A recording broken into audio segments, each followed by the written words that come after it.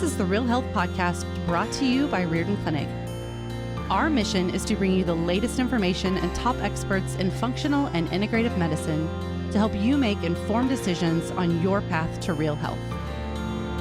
Okay, well, welcome everyone. This is Dr. Ron Hunninghake, and we're here today for another episode of the Real Health Podcast. And I'm very delighted that Jess Higgins Kelley is my guest today. And Jess, thank you so much for agreeing to be on our program. Thanks for having me. It's an honor to be here and great to meet you. So Jess, the way we connect is that Jess was the co-author of a fantastic book, The Metabolic Approach to Cancer.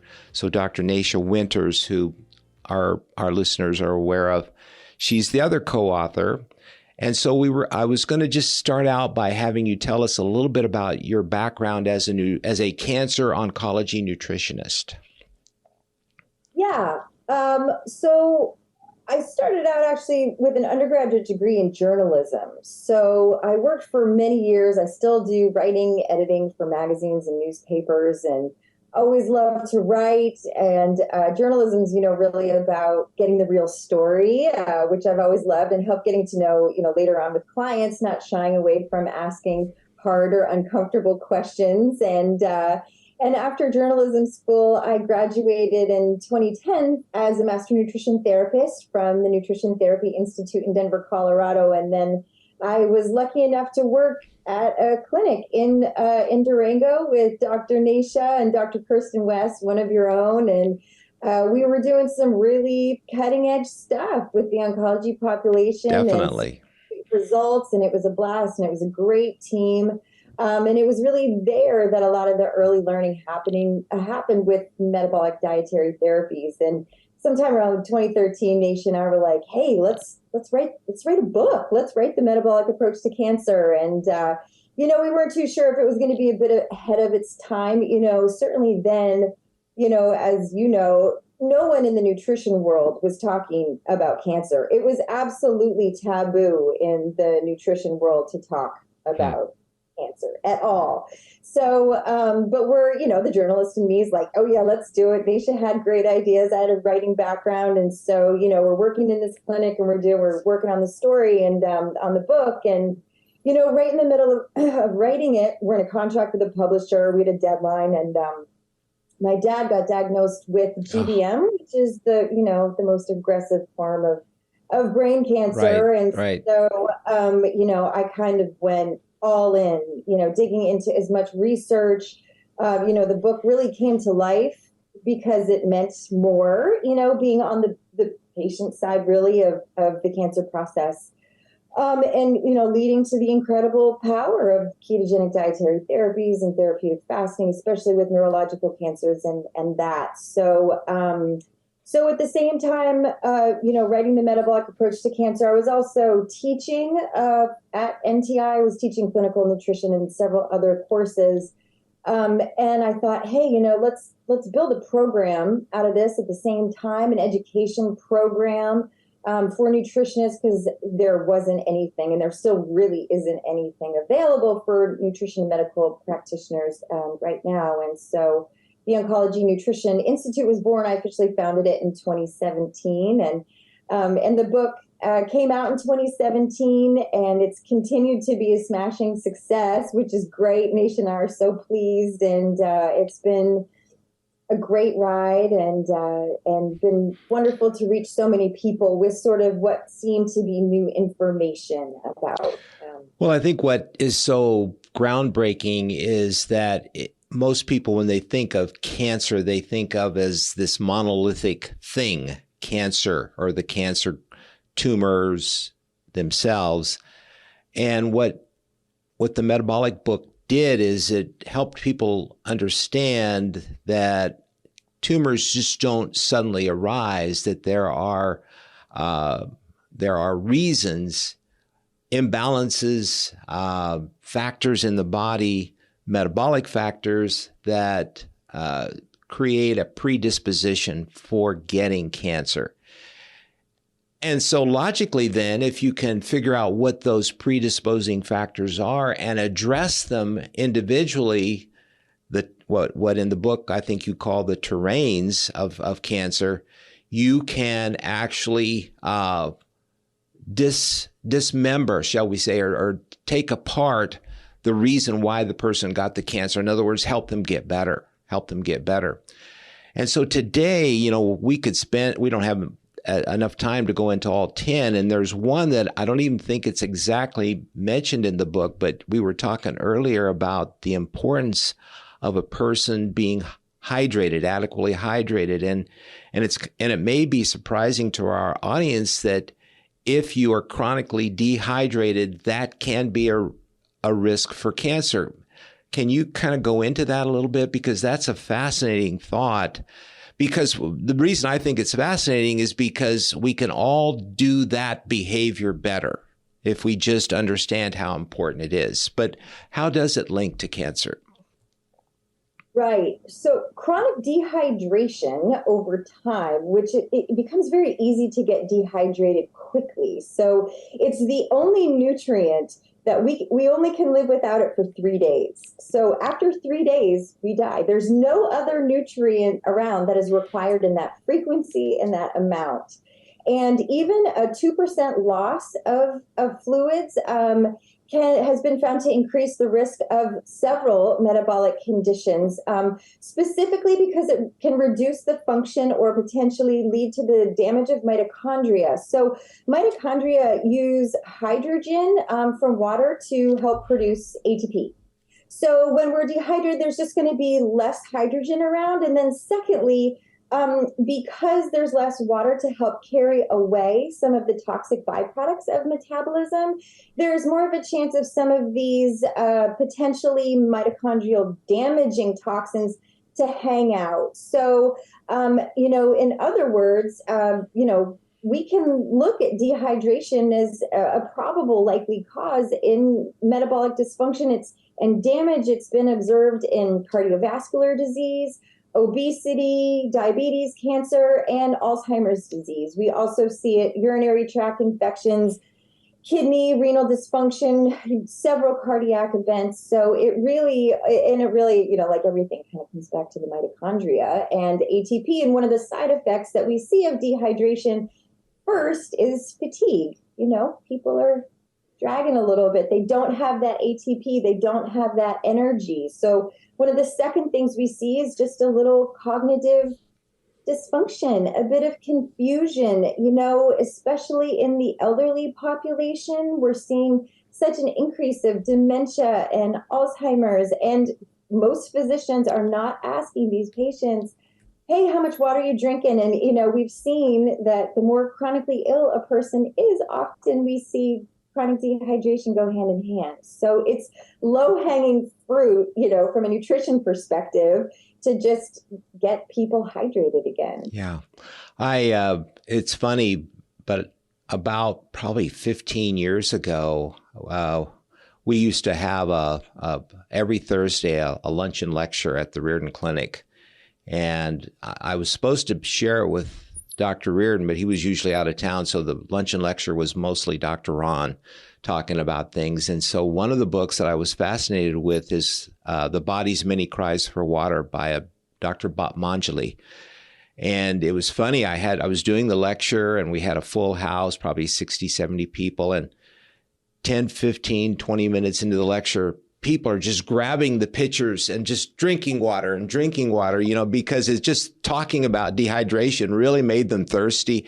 Plus, it made them realize, my gosh, this is such a simple thing. It's right here in front of us all the time. And we don't realize that, when we're tired and irritable and feeling sick, maybe if we would just drink more water, that would do the job. It sounds too simple.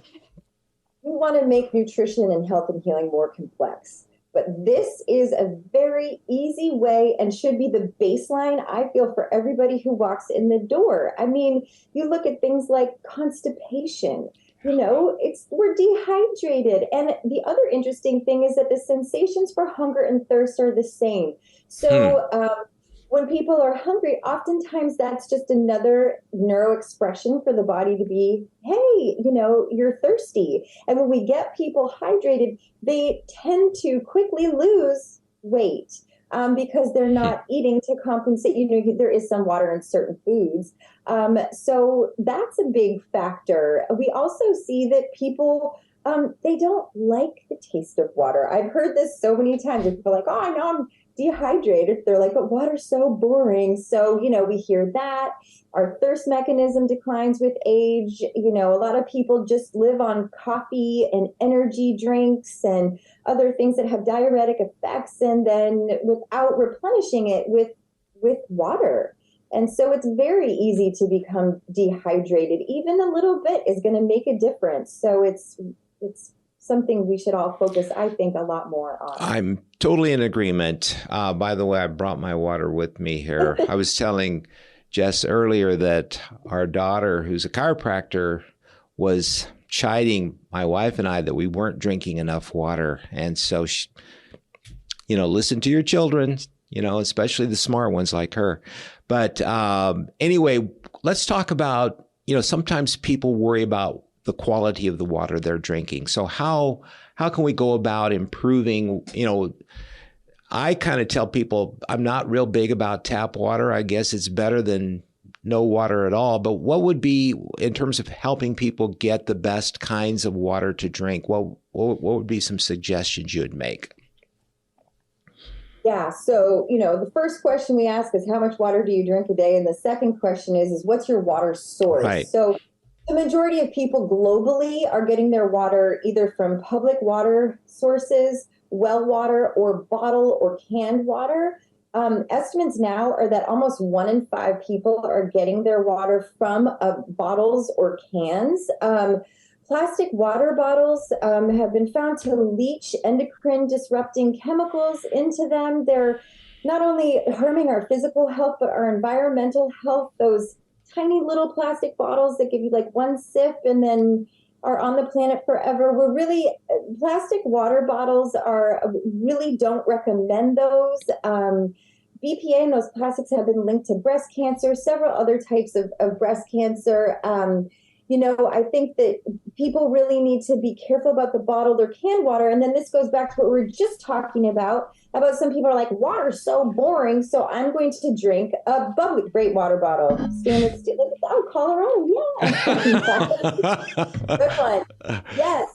That should be one of the first health investments people make is a good water bottle. Just like that. You fill it up in the morning and know that you carry it around, and got a little hook thing there. It's easy, convenient. So, yeah. Exactly. No, perfect example. That's a really good thing to do is to get stainless steel or glass.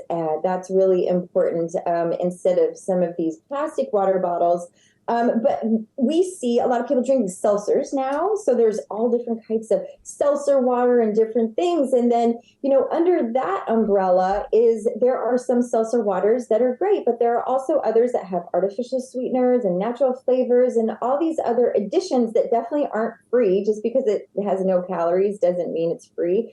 But there are some good seltzer waters that are they're got botanical additions and no artificial ingredients or anything like that. And I'm groovy with those. It's like, if you like your seltzer water and you like a little fizz, the consensus is that carbonated water is just as hydrating as flat water. So if people, are going to get water that way, that's fine. I do need to quantify a little bit here that, only 3 in 10 people worldwide don't even have access to clean water. So most people don't have it at home.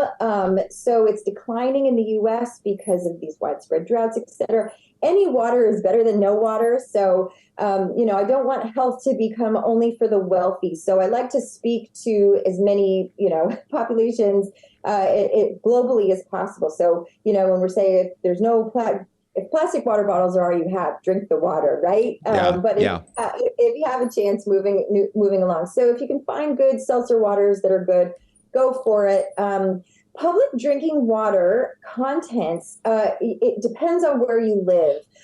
So several years ago, the Environmental Working Group came out with this incredible database where you can enter your zip code and it will give you a full readout of the contaminants that are in your local public water supply. Yeah. And that's really helpful. So we recommend that people do that. A lot of our public water supply is treated with chlorine and fluoride, which we have found links to different endocrine and neurological effects. So it's worth getting a sense of what's in your public drinking water. For the most part, if you're on city water, getting a reverse osmosis system is excellent. It's kind of just a great catch-all. And then, but a whole house. And that's important because we absorb a lot of what's on our skin transdermally. So if you're taking a shower, I'm going to talk hopefully at some point about therapeutic baths.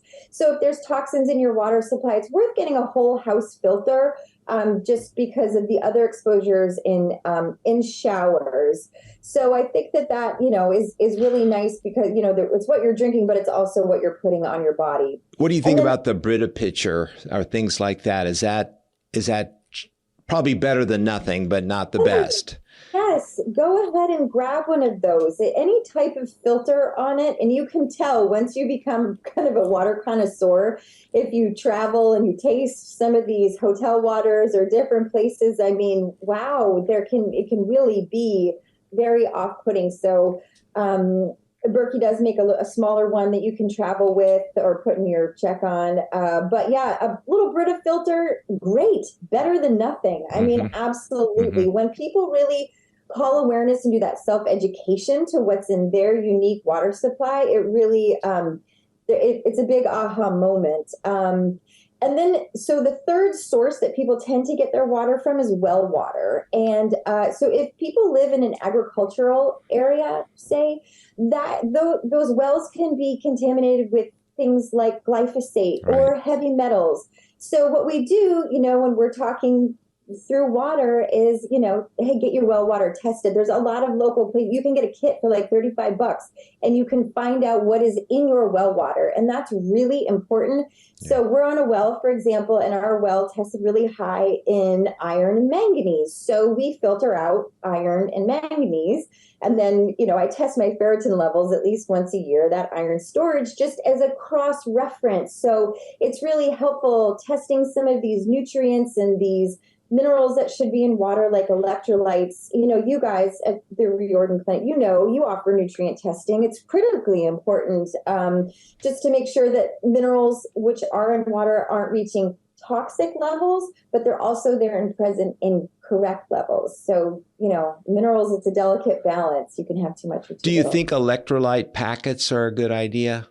It probably depends on what's in it, but what would you say would be a good source of electrolytes to improve the quality of your water? Yeah, I think as a baseline for folks, if they get some type of a reverse osmosis filter and then take a couple mineral drops, I really suggest, in addition to using not just electrolytes. So in the spirit of, looking at things that are overlooked, this is really fascinating. So lithium should be a component of water, and lithium, it's an essential trace element, and it performs several metabolic tasks. It's antioxidant and improves mitochondrial function, regulates glutamate, decreases inflammation. And it was actually the original Up ingredient in 7-Up soda that was invented back in 1929. So lithium, we know, has been used for, mood stabilizer. It's been prescribed by clinical psychologists for decades. Reduces stress, reduces your risk for Alzheimer's, reduces your risk for depression and other mental illness. So lithium is a big one. So several ecological studies and meta-analyses have found an inverse relationship between lithium and water and suicide in the general population. Right. So there's a large push actually now to have lithium added to public water drinking supplies for mental health, similar to how fluoride was added for dental caries. So lithium's a big deal. So circling back to your question, I get mineral drops that have electrolytes, but also have a little bit of lithium, and you don't need that much. So the literature shows that, low dose lithium, like less than 0.5 millimolars a day, can be beneficial for cardiovascular, metabolic, cognitive functions. So you don't need a lot. If you're going to do an electrolyte, gold standard is just read the label and see it's got a little lithium in it as well. Mm-hmm. So yeah, that's what I typically recommend. Just a little drop. Cool. Okay.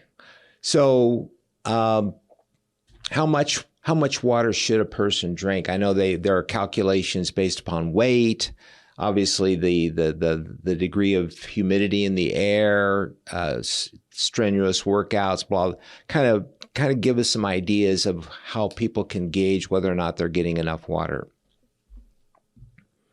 The basic guideline that's sort of been around and accepted for a while is half your body weight in ounces of water per day, filtered water. Right. So 140-pound person would want to be getting, 70 ounces a day. So that'd be like 10 to 12 8-ounce glasses of water, roughly. Right. For us. Right. And then more with exercise. So tack on 32 ounces for every hour of intense exercise, because a lot of water is lost through respiration. So we sort of take that for granted with everyone's playing pickleball these days. After a round of pickleball, get out and make sure that you're drinking water, instead of a diet iced tea or a diet lemonade or some of these other things that can have some additions that may not be as beneficial. I encourage my patients to drink 2 glasses of water upon awakening, because they have been breathing out a lot of water during the night. So, well, and people wake up and they're tired, and they go straight to a caffeinated beverage. Yeah, so more dehydrated. Right. So, like I said, when you get these people who are just subclinically just a little dehydrated and you get them on board, their energy improves, their mental focus improves, their mood, it's just so many things, it's wonderful. So. Very good. We're going to have to kind of be wrapping up things here, but I'm curious, how did you get onto water? Because I know you're very diverse in your interests. But is this something new that you've kind of just discovered, or has this always been a part of? I mean, it seems like it should be part of the book, The Metabolic Approach to Cancer. That's the 11th terrain. Oh, I know. No, and actually, I've already added several more. We're like, what about this? And we need to do another edition. And there's so many things to consider under the umbrella. But, to be honest, what really got me going on it, I've always talked to people about hydration and water, especially working in the oncology where people are, they may be vomiting or have diarrhea, or be really dehydrated becomes really rises as a clinical priority. We've always said, drink your water a day and all that. But it was when I started looking into lithium, and I'm going to show this book is awesome. Have you ever seen this? It's part of our required reading at the Oncology Nutrition. Oh, wait a minnet. I have read that book. I have read Dr. Greenblatt's got a couple books on lithium. I know him personally. It was fascinating. And it was, looking at where we're getting our water and how little lithium, and then these links, all these studies showing less lithium in drinking water and these rates of suicide and these huge, I'm like, holy, this is big, this is big news. And this is something that we should really be, especially with the pervasiveness of mental health issues now, What is the name of the famous place where people go and they get into the water? But I can't think of it, but it's over in Europe. And it's a religious site where they either get in the water or drink the water. Anyway, that water is high in lithium. Well, that's what I wanted to say. The other thing with water is not only can we use it internally, but externally in these healing waters. I went to Baden-Baden in Germany, and it's these different heated temperature baths. It's designed to raise your temperature up and then lower it again. So, at home, you can take a bath with good water, put some Epsom salts in it. It's magnesium, you're going to absorb it transdermally. You can get so many therapeutic benefits from water externally. So there's I think it's called balneotherapy, or Mark Sloan has written a book called Balneotherapy, and it's all about baths and how in the history of medicine that was played a major role, and we've just let that all go. So anyway, these healing springs worldwide that people have made pilgrimages to, for thousands of years. We've been using water therapeutically, and it needs to kind of circle back to the forefront of, I think, modern therapeutic modalities. So I'm glad we've been able to talk about it. You bet. Doctor, are you a doctor? No, I'm a nutrition therapist. All right. Yeah. So Jess Higgins Kelley, thank you so very much for being on our program. This is enlightening, and hopefully people will realize that they've got a very simple cure for so many illnesses just right there in the glass right in front of them if they'll just use it adequately. So thank you so much for all you've done to help us understand cancer, but even the bigger role, which is the prevention of cancer. Drinking more water can help you prevent cancer.